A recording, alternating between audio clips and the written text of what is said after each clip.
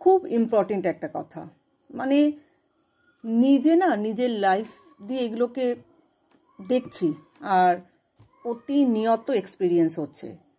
সব থেকে ইম্পর্টেন্ট হচ্ছে আপনি ঠিক থাকা বা ঠিক হওয়া সত্ত্বেও আপনাকে যখন চুপ করে থাকতে হয়, আর আপনার এই চুপ করে থাকাটাই উল্টো দিকের হয়ে যায় পেইনফুল একটা জিনিস।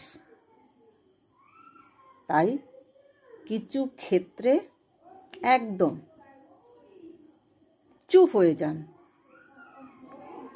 যান ছায়ার মতন, একদম শান্ত হয়ে যান।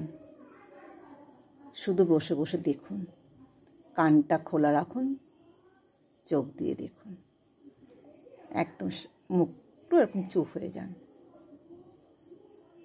শান্ত থাকুন।